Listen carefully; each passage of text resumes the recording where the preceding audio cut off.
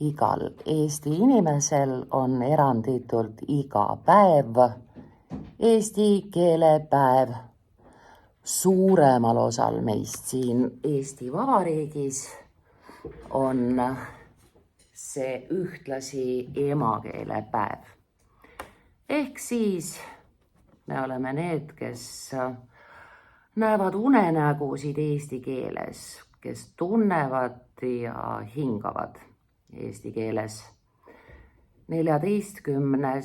märts igal aastal on meil emakeelepäev. See toob kaasa mitu olulist asja. Minu jaoks isiklikult oluline asi, kultuuriministri tänukiri minu õppematerjalide ja õppevideote eest. Järgmisel aastal saan ma kooliprogrammile nende õppematerjalide loomisega ringi peale, ehk siis kogu kohustuslik kirjandus ja selle sidumine suure pildi ja tänapäevaga on siis selleks korraks valmis ja sünnib meistrite abits. Ajal, mil me seda siin alustasime 4 aasta eest, olime Kehtna Kutsehariduskeskus. Järgmisel aastal, kui abits valmib, oleme Raplamaa rakenduslik kolledž. Väga noobel. Palume meid lahkesti teietada.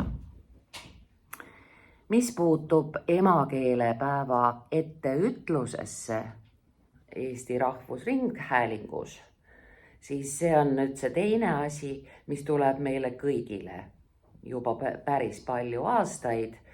Emakeelepäeval klassi ja tuppa ja me saame seda teha siis kas online kaasa või siis teha selle tagantjärele, mida me siis gümnasistidega praegu just tegimegi.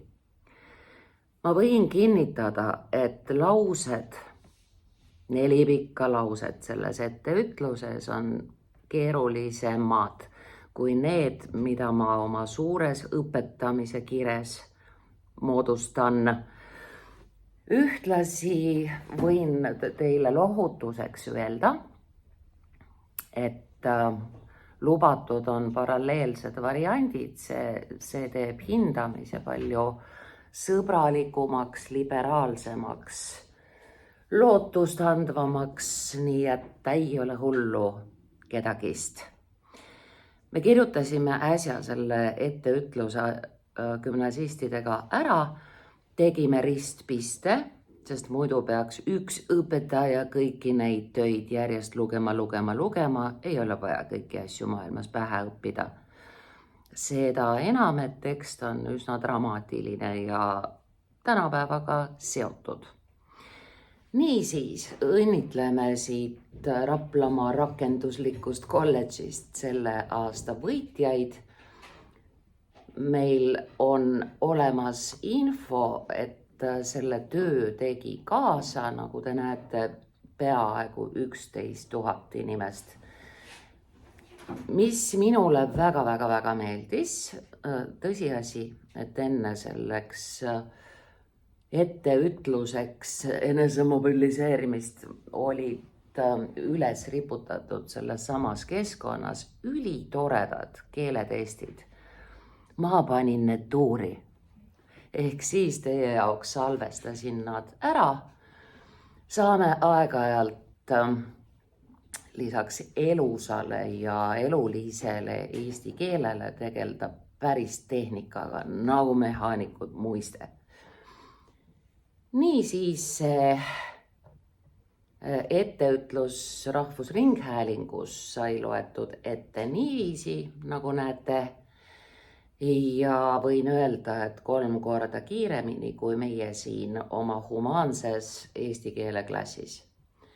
Ja siit tuleb meil siis kontrolltekst koos paralleelvõimalustega. Emakeelepäev, mis on meil siis pealkiri, on kõik sõnad kokku kirjutatud emakeelepäeva. Mina asun siin, mitte sinu nutiseadmes, palun. Emakeelepäeva etteütlus 2025 pealkirja lõpus loomulikult punkti ei ole. Siis Aktuaalne kaamera on saate nimi ja ta on meil jutumärkide sees. Jutumärgid eesti keeles algavad rea alt. Jah, just, sain hakkama. Näeme ängi tekitavaid. See on kontrolltekstis kirjutatud kokku. Nagu te näete siin külgribal sidebaril on lubatud ka lahku. Põhimõtteliselt me kirjutame omadussõna kokku, ängi tekitav, aga kui sa tahad rõhutada sõna ängi, siis sa võid need sõnad jätta teineteisest lahku, sest siis on rõhk sõnal ängi. Ängi tekitavaid sõjauudiseid, uudiste liik kirjutame kindlasti kokku sel lihtsal põhjusel, et vastasel juhul kuuluksid need uudised sõjale. Et oleks kindlasti sõjauudised, uudiste liik, on ta kokku kirjutatud, nii nagu kana-muna kirjutatakse kokku, sest muidu oleks ta kanale kuuluv muna. Siis on kooma, sest teksti autorite meeskond on moodustanud loetelu lakkamatuid päevapoliitilisi, üks sõna ja siin ei luba meile ka leebe paralleelvõimaluste valik midagi muud kui päevapoliitilised on kindlasti üks sõna. Kooma, sest meil jätkub loetelu.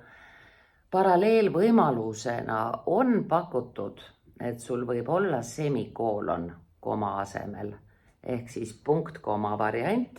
Kuna see loetelu on nii pikk, siis on meeskond lubanud, et sa jagad teda osadeks semikooloni abil.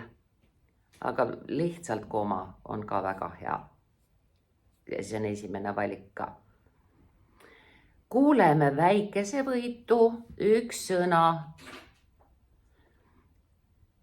Kindlasti pika võitu, väikese võitu, sita võitu. Kõik need võidud on meil omavahel kokku kirjutatud. Pensionidest on siis esimene valik, aga üllatust, õigeks loetakse ka see, kui sinu kolleeg on oma etteütluses kirjutanud pensionitest tugeva teega, nii et mõlemad versioonid on õiged. Ning ega või nende ette koma ei käi, teate küll. Aktiivsus, sidekriips ja tähelepanuhäire. Ehk siis aktiivsushäire ja tähelepanuhäire kirjutatakse selle pärast sidekriipsuga, et sidekriips asendab puuduvat sõna osa. Aktiivsushäire, tähelepanuhäire ja niisugune see kirjapilt on. Tähelepanuhäire on koos. Käes vaevlemisest. Järgmise lause on kirjutanud meeskond uuelt realt, mis on ka üsna mõistlik, sest nii kole õudselt jubedalt metsikult pikad laused ongi hea ära liigendada järgmisele reale. Nagu te siit näete, kontrollsüsteem oli leebe üleliigsete reavahetuste, see on siis taandrida, tühikute ning erinevate jutumärgi vormide suhtes. Kuna meie kirjutame käsid, siis meie ei ole leebed. Meie kirjutame ikka nii, et jutumärgid eesti keeles algavad alt. Järgmine lause. Võiksime tänavusel raamatuaastal üks sõna. Põhjus lihtne, muidu kuuluks aastaraamatule. raamatu aastal õppida ajaloost, koma, mis ees enam-vähem alati sellistel puhkudel, koma, mis pole muud kui ülekohus. Ülekohus on üks sõna ja see on ilma komata kui, sest võrdleva kui ette meil koma ei käi. Kui me paneksime sinna koma, siis see ülekohus toimuks juhul kui, aga nii ei ole. Ülekohus üks sõna, ülekohtu üks sõna otsa. Ja siia on nüüd pandud meile üllatav koma enne jaad. Mehaanika 22. aasta kursandid juhtisid tähelepanu. Murutar, miks on ja ees koma, kui meie räpp ütleb ja ning ega või nende ette koma ei käi? Sellepärast, et on tegemist põimlausega ja sõna ja ees lõpeb ära põimlause kiil. Ehk siis pealause on see loetelu ajaloost ja kultuurist ja sinna vahele pistetud lause osa küsib enda järel koma. Selleks, et minu õrna hinge ja ees olev koma ei häiriks, mina tavatsen sellisel puhul panna mõttekriipsu. Mõttekriips on ohutum, mõttekriips ei riiva silma. Ja kultuurist koma, mis teeb nähtavaks ebavõrdsusest. Kindlasti üks sõna läbi imbunud saab olla esimese valikuna kokku kirjutatud, aga nagu te näete, on lubatud ka lahku vorm. Meie siin klassis eelistame seda lahku vormi ja miks? Idee poolest omadussõna läbi imbunud on jah üks sõna, aga selle ees on laiend ebavõrdsusest. Ja sellepärast eelistame meie siin lahku kirjutada, kui on laiend ja täiend ees, siis ebavõrdsusest läbi imbunud. Aga nagu näete, meeskond lubab kokku ka. Võimumustrid on samuti lubatud nii kokku kui lahku. Kui me ütleme võimumustrid kokku kirjutatuna, siis on jutuks ebavõrdsusest läbi imbunud mustrid. Kui me kirjutame lahku, on tähendus ka teine, aga mitte vale, sest sellisel juhul on tähendus läbi ebavõrdsusest läbi imbunud võim. Nii et kui sa kirjutad kokku, on läbi imbunud mustrid, kui sa kirjutad lahku, on läbi imbunud võim. Üks must igal juhul. 3. lause. Trööstigu meid. Eestikeelse üks sõna ja tingimata väikese tähega.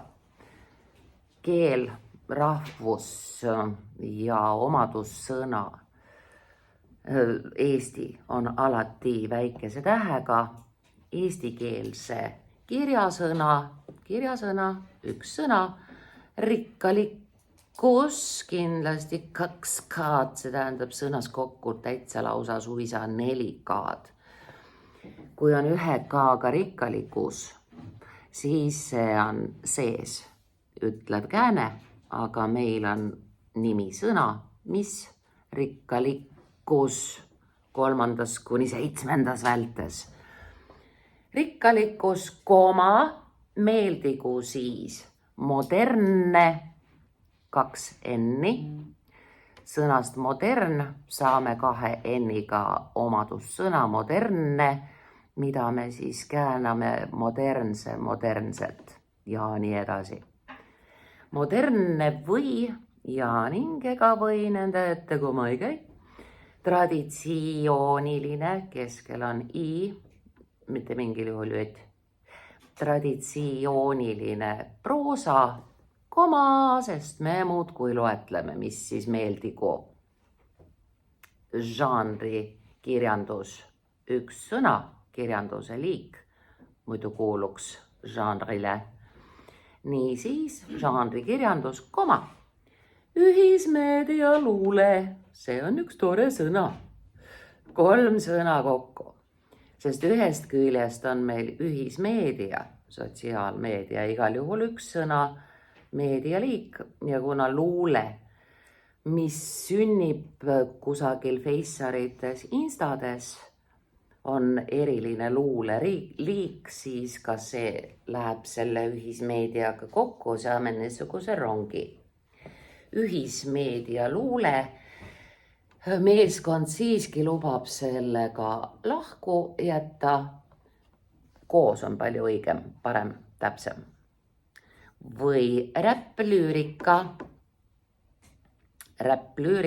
kokku, luule, lüürika ja räpplüürika on siis 21. sajandi poeesia vorm Eestis ja tegelikult ka Eminemi ja teiste rahvusvaheliste tegijate teostes.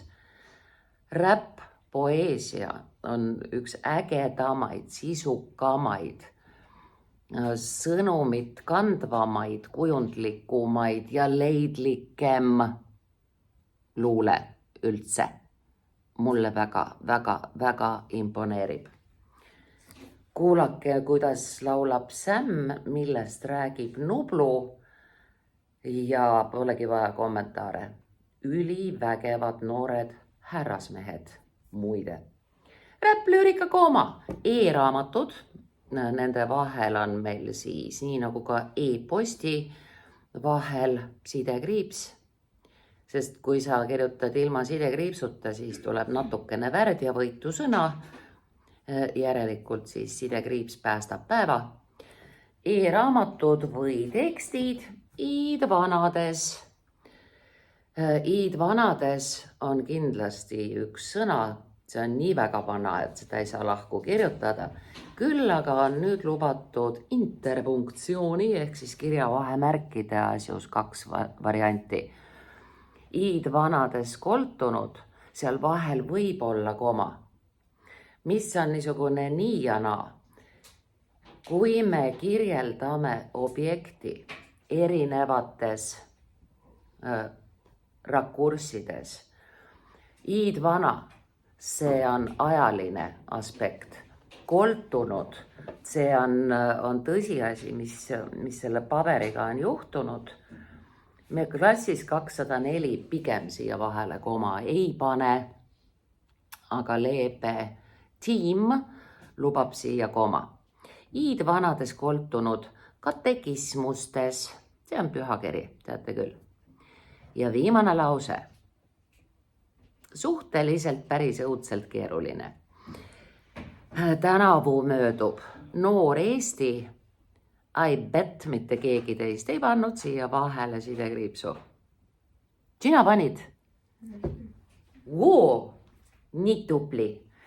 Noor Eesti kirjandusrühmitus, millest kasvas välja terve plejaad ja meie kõige võimsamaid poeete, kellest paljud sõdade käigus Eestist lahkusid.